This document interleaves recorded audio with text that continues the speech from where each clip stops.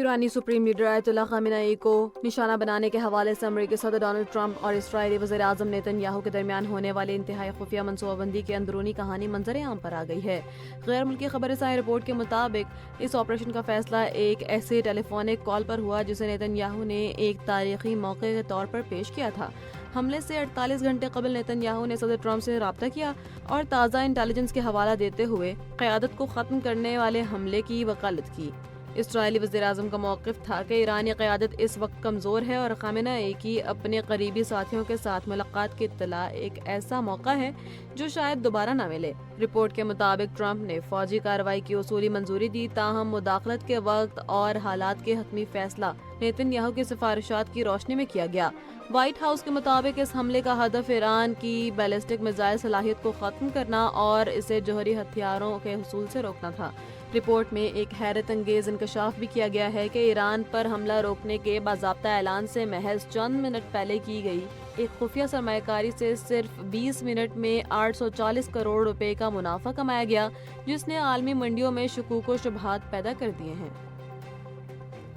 پاکستان کے صرافہ مارکیٹوں میں سونے کی قیمتوں میں ایک بار پھر بڑا اتار چڑھاؤ دیکھنے میں آیا ہے۔ حالیہ ریکارڈ کمی کے بعد سونے کی قیمتوں میں اچانک 16,000 روپے سے زائد کا بڑا اضافہ دیکھا گیا ہے، جس نے خریداروں اور سرمایہ کاروں کو حیران کر دیا ہے۔ آل پاکستان صرافہ جیمز اینڈ جیولرز ایسوسی ایشن کے مطابق عالمی مارکیٹ میں سونے کی قیمتوں میں اضافے کے براہ راست اثرات مقامی سطح پر بھی مرتب ہوئے ہیں۔ عالمی منڈی میں فی اون سونے کی قیمت $4,413 تک جا پہنچی ہے، جو مقامی قیمتوں میں اضافے کی سب سے بڑی وجہ ہے۔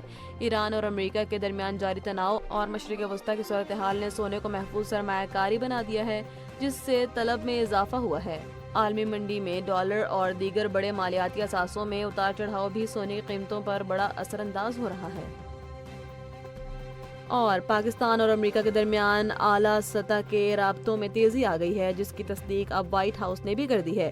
تازہ ترین اطلاعات کے مطابق فیلڈ مارشل سید عاصم منیر اور امریکی صدر ڈونلڈ ٹرمپ کے درمیان ہونے والی ٹیلی فونک گفتگو نے خطے کی صورتحال، خاص طور پر ایران امریکہ تنازع میں پاکستان کے کلیدی کردار کو واضح کر دیا ہے۔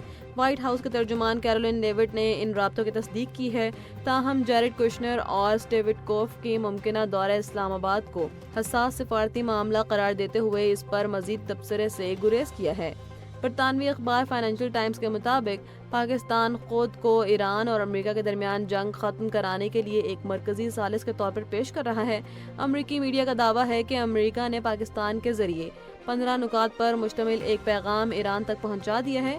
وزیر اعظم شہباز شریف نے ایرانی صدر مسعود پزشکیان سے، جبکہ وزیر خارجہ اسحاق ڈار نے اپنے ایرانی ہم منصب عباس اراغچی سے رابطہ کر کے سفارتکاری کی اہمیت پر زور دیا۔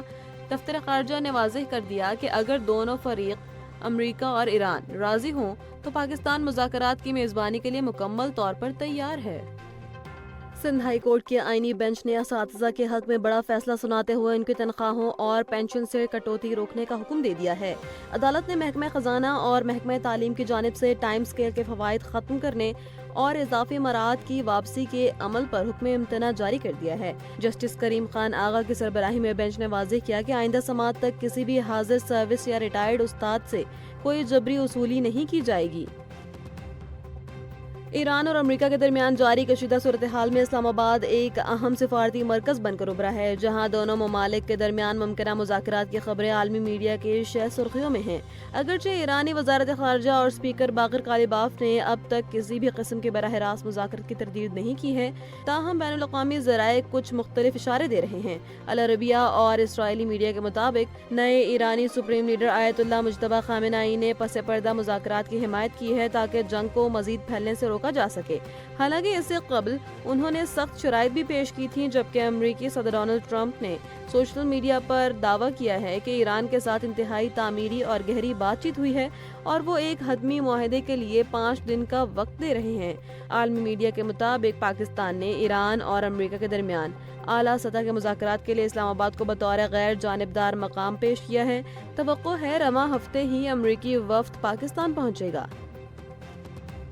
پنجاب میں توانائی کے شدید بحران کے پیش نظر محکمہ توانائی نے صوبائی حکومت کو ایک ہنگامی ایکشن پلان ارسال کر دیا ہے۔ ان سفارشات کا مقصد ایندھن کی بچت اور بجلی کے استعمال میں نمایاں کمی لانا ہے۔ وفاقی طرز پر فیول ریشننگ اور تعلیمی اداروں میں طویل تعطیلات جیسی تجاویز اس پلان کا حصہ ہیں، جن پر حتمی فیصلہ جلد متوقع ہے۔ محکمہ توانائی کی جانب سے ان سخت اقدامات کی تجویز اس بات کی علامت ہے کہ موجودہ توانائی بحران 70 کی دہائی کے عالمی بحران سے بھی زیادہ سنگین صورتحال اختیار کر چکا ہے۔ ایندھن کی منصفانہ تقسیم کے لیے ڈیجیٹل نظام کا تعارف سپلائی چین کو برقرار رکھنے کی آخری کوشش ثابت ہو سکتا ہے۔ ایران کے سابق شاہ کے جلا وطن بیٹے رضا پہلوی نے موجودہ کشیدہ صورتحال میں امریکی صدر ڈونلڈ ٹرمپ اور اسرائیلی وزیر اعظم نیتن یاہو سے ایک اہم اپیل کی ہے۔ سماجی رابطے کی ویب سائٹ ایکس پر اپنے بیان میں انہوں نے زور دیا کہ ایرانی حکومت پر دباؤ برقرار رکھا جائے کیونکہ یہ نظام صرف طاقت کی زبان سمجھتا ہے۔ تاہم انہوں نے خبردار کیا کہ فوجی کارروائیوں کے دوران ایران کے شہری انفراسٹرکچر کو نشانہ نہ بنایا جائے۔ رضا پہلوی کا ماننا ہے کہ سڑکیں، بجلی کے گھر اور دیگر سہولیات ایرانی عوام کی ملکیت ہیں، جو ایک آزاد ایران کی تعمیر نو کے لیے ضروری ہوں گی، جبکہ موجودہ نظام خود اس روشن مستقبل کی راہ میں سب سے بڑی رکاوٹ ہے۔